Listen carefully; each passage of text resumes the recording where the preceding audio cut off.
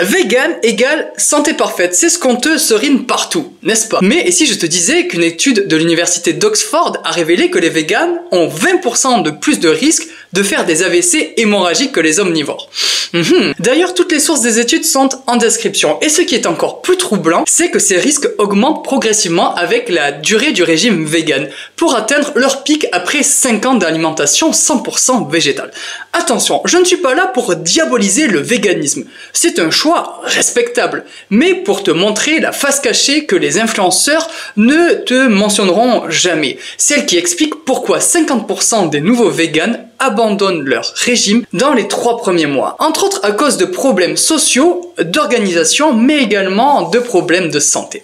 Aujourd'hui, on va décortiquer ensemble les mécanismes biologiques qui rendent certaines carences si dangereuses, et surtout comment les prévenir si tu tiens à tout prix à rester vegan. Prêt pour plonger sans filtre dans ce que ton corps réclame vraiment? Eh bien c'est parti. Commençons directement avec le cas le plus critique, la vitamine B12, cette molécule absente du règne animal, mais cruciale pour ton système nerveux, et la fabrication de tes globules rouges. Une étude publiée dans Nature a montré qu'un déficit prolongé peut causer des lésions cérébrales irréversibles en seulement 6 mois, avec des symptômes neurologiques similaires à de la sclérose en plaques. Ce qui est terrifiant, c'est que ton corps peut stocker assez de B12 pour 3 à 5 ans, te donnant une fausse impression de sécurité avant le crash. Le piège est donc double. Non seulement les symptômes n'apparaissent que quand les dégâts sont déjà importants, comme des fourmillements, des pertes de mémoire, de la paralysie, mais en plus les compléments de B12 vegan courants comme la cyanocobalamine sont mal absorbés par 40% de la population selon l'EFSA,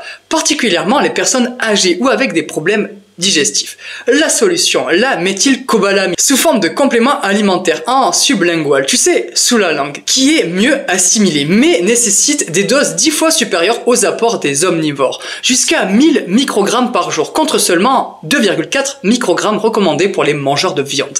Et attention, même avec une supplémentation, une étude allemande a montré que 30% des véganes restent en déficit chronique après 5 ans de régime. Parlons à présent des dangers pour le cerveau et des oméga 3. Car ton cerveau, il est littéralement fait à 60% de gras. Et le DHA, un oméga 3 qu'on trouve presque exclusivement dans les produits animaux, est son carburant principal pour construire les membranes cellulaires. Le problème, la version ALA des plantes, qui est apporté par le lin, les noix ou encore les chia, se convertit à moins de 5% en DHA utilisable, comme l'a prouvé une étude en double aveugle du American Journal of Clinical Nutrition. Pire encore, cette conversion est encore plus faible chez les femmes, 2 à 3%, à cause des oestrogènes, et quasi nulle chez les 30% de population porteuse d'un gène FADS1 défectueux. Les conséquences sont mesurables et graves. Une étude longitudinale sur 5000 participants a révélé que les végans ont des niveaux de DHA 58% plus bas que les mangeurs de poissons, avec des impacts directs sur la cognition. Une IRM cérébrale montre même un rétrécissement accéléré de l'hippocampe, la zone de la mémoire, chez les végans seniors, selon une publication de neurologie en 2022. Les symptômes, brouillard mental persistant, temps de réaction rallongé, et selon une méta-analyse du Journal of Affective Disorders, un risque de dépression multiplié par 2,3 chez les végans carencés.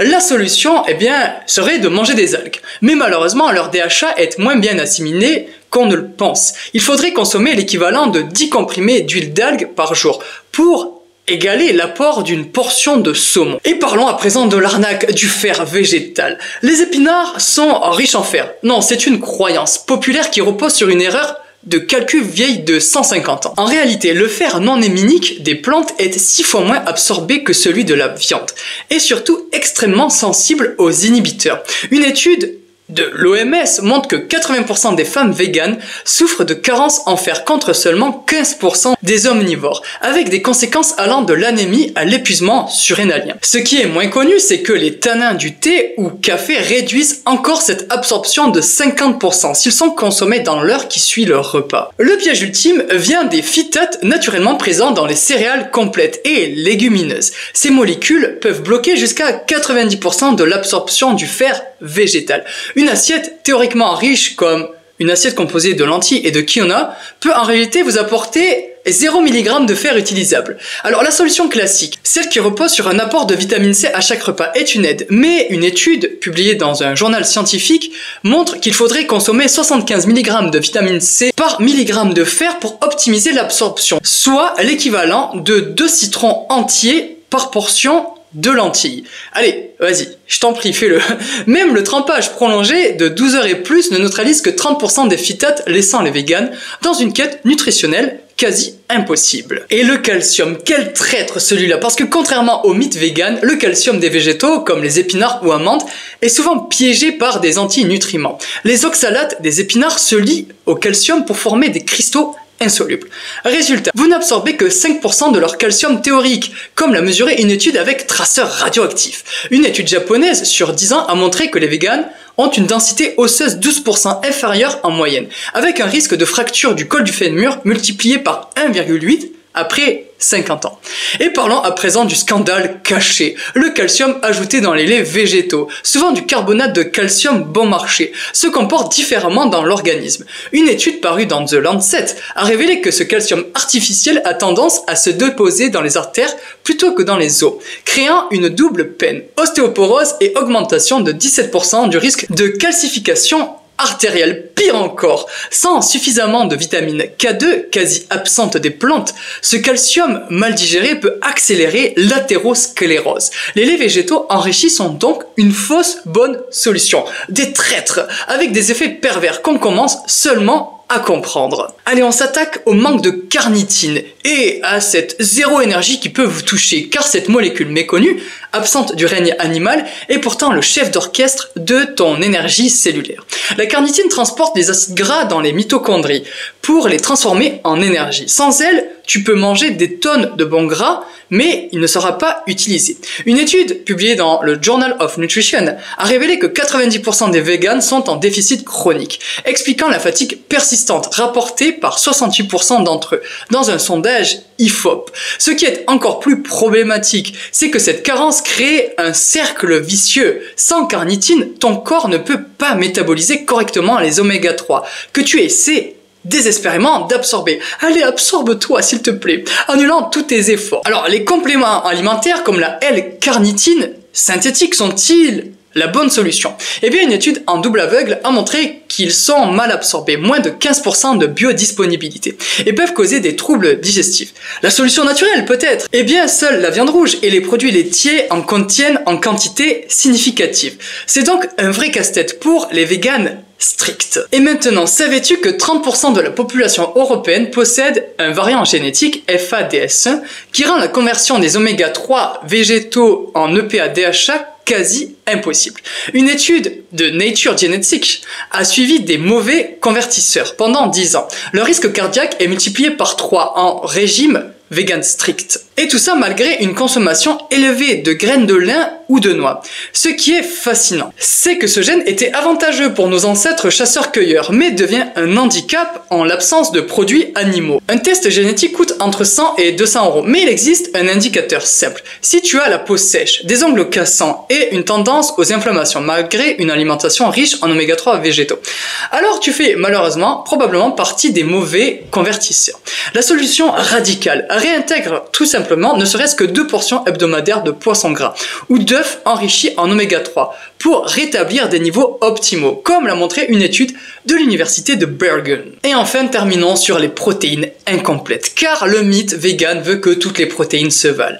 Mais la réalité biologique est plus complexe. La leucine, acide aminé crucial pour la synthèse musculaire, est 70% moins disponible dans les protéines végétales, comme l'a mesuré une étude avec traceurs isotopiques. Une étude sur des sportifs véganes a même montré une perte musculaire de 8% en 6 mois, malgré un apport calorique et protéique suffisant en théorie. Preuve que la quantité ne fait pas tout. Et le piège des combinaisons céréales légumineuses, est-ce qu'on en parle? Eh bien, il faut les associer dans un ratio précis. 3/4 de céréales pour 1/4 de légumineuses. Et les consommer dans la même heure pour obtenir une protéine complète. Une gymnastique alimentaire quasi impossible à tenir au quotidien. Sans oublier que les inhibiteurs de trypsine des légumineuses crues réduisent encore l'absorption des protéines de 20%, nécessitant un trempage et une cuisson prolongée, souvent négligé. Alors est-ce que là tout de suite il faut que tu abandonnes le véganisme? Pas nécessairement, mais il faut adopter une approche scientifique et mesurée. D'abord, fais un bilan sanguin complet.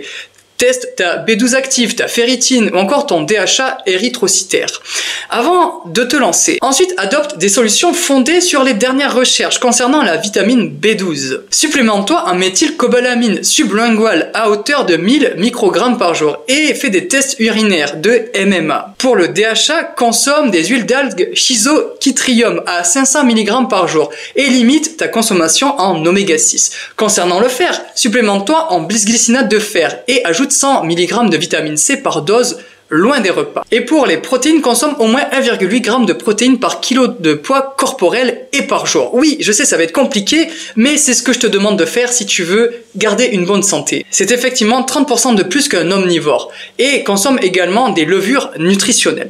Et maintenant, petit plus, est-ce que tu le savais? Les flexi-véganes, qui consomment 80% de plantes et 20% de protéines animales de qualité, eh bien, ils ont moins de carences que les véganes stricts, selon une étude de Harvard, tout en gardant 90% des bénéfices environnementaux.